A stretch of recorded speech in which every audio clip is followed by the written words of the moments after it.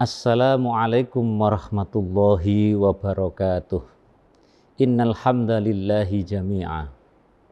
Asyhadu an la ilaha illallah wa asyhadu anna Muhammadur Rasulullah syahadatan wa iqrara. Fa shalli wa sallim ala sayyidina Muhammadin nabiyya wa rasulah wa ala alihi wa sahbihi wa man ittaba'al huda. Amma ba'du, usikum wa nafsi bitaqwallah faqad fazal muttaqun. Pemirsa Nasional Televisi yang berbahagia, saudara-saudaraku seiman, seagama yang dimuliakan oleh Allah Subhanahu wa Ta'ala.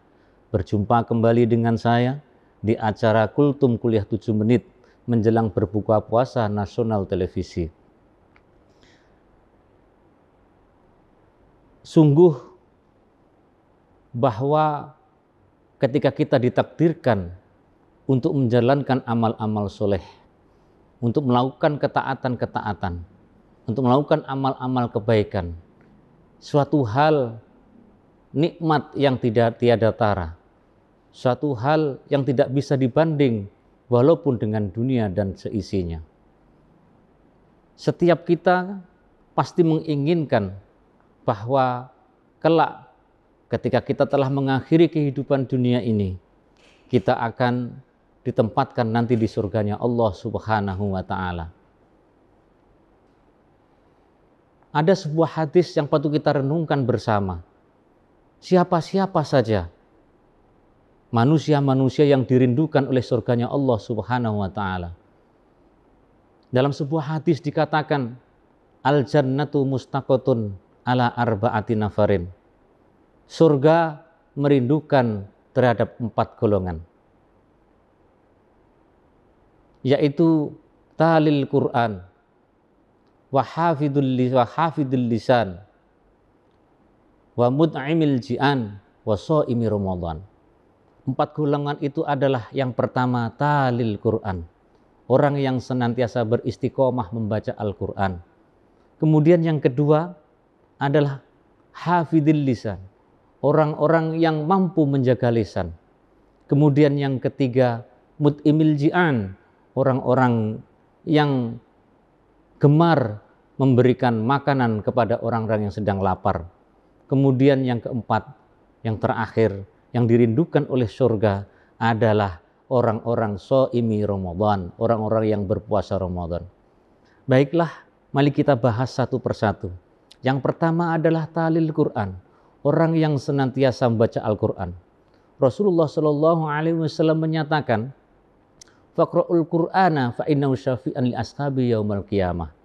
Bacalah Al-Qur'an, maka sesungguhnya Al-Qur'an itu akan memberikan syafaat bagi orang-orang yang bacanya nanti di hari kiamat. Pemirsa yang dimuliakan oleh Allah Subhanahu wa Ta'ala, membaca Al-Qur'an terutama di bulan ini, di bulan Ramadan, menjadi sebuah amalan yang utama. Kenapa? Karena Al-Qur'an diturunkan di bulan Ramadan. Dan oleh karena itu Ramadan disebut pula sebagai syahrul Quran. Orang yang beristiqomah membaca Al-Quran, maka tidak lain tidak bukan, dialah orang yang paling banyak bercakap-cakap dan membuka muhadasah kepada Allah Subhanahu wa Ta'ala. Sebagaimana disebutkan dalam sebuah hadis, man arada ayatakallama billah ma'allah, barang siapa yang ingin bercakap-cakap dengan Allah Subhanahu wa Ta'ala, maka faqra'ul Quran, maka bacalah Al-Quran. Kalau kita suka berdiskusi, kalau kita suka berbincang-bincang, kalau kita suka ngobrol dengan sesama teman, maka siapa teman yang paling mulia? Siapa teman yang tidak pernah berkhianat? Siapa teman yang selalu mencintai kita selain Allah Subhanahu wa Ta'ala?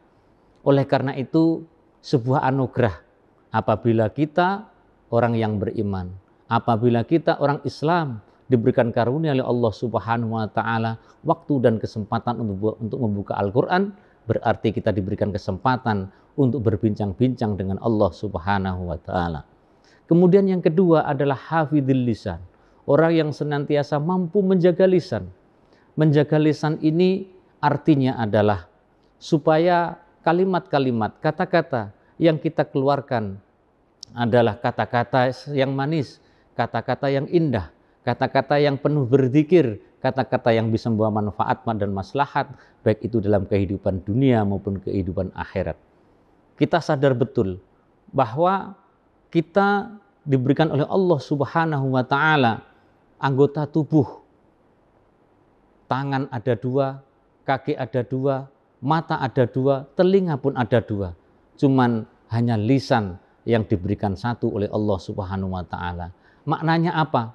Maknanya adalah banyaklah kamu mendengarkan, banyaklah kamu bekerja dengan tangan dan kaki, tetapi sedikitlah kamu berbicara. Ini artinya adalah bahwa menjaga pembicaraan ini menjadi sesuatu hal yang sangat dicintai oleh Allah Subhanahu wa Ta'ala. Kenapa? Karena kebanyakan orang yang berbicara ini kebanyakan dustanya. Bahkan dalam sebuah hadis dikatakan bahwa khamsatu khisalin tubtilu sawabas shaum. Ada 5 hal yang bisa membatalkan pahala puasa. Al-awwal al-kadzib, wasani wal ghibah, wasalis an-namimah, warrabi' al-yaminul ghamus, wal khamis an-nadharu bisyahwat. Yang pertama yang membatalkan pahala puasa, walaupun puasanya secara syariat masih sah karena tidak melakukan hal yang membatalkan puasa, tetapi pahalanya dibatalkan oleh Allah Subhanahu wa Ta'ala. Apa itu? Yang pertama adalah berdusta. Kemudian al-ghibah.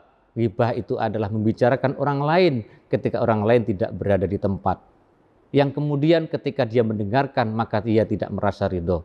Kemudian yang ketiga adalah an-namimah, adu domba, provokasi di sana sini supaya orang saling bermusuhan satu dengan yang lainnya.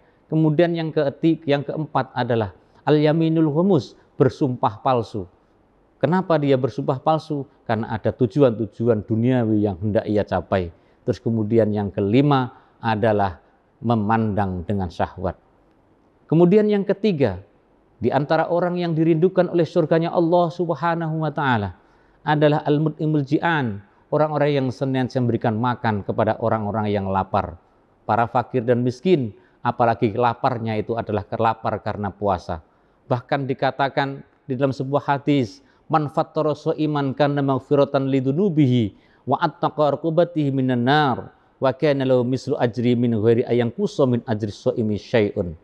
Barang siapa yang memberi makanan berbuka kepada orang yang berpuasa, maka baginya ampunan Allah Subhanahu wa Ta'ala atas segala dosa-dosanya, dan baginya adalah pembebasan dari api neraka, dan baginya juga pahala seperti orang yang diberi buka puasa itu tanpa mengurangi pahala orang yang diberi buka itu tadi. Hadirin pemirsa Nasional Televisi dimanapun berada, inilah 4 golongan yang dirindukan oleh surganya Allah Subhanahu wa Ta'ala.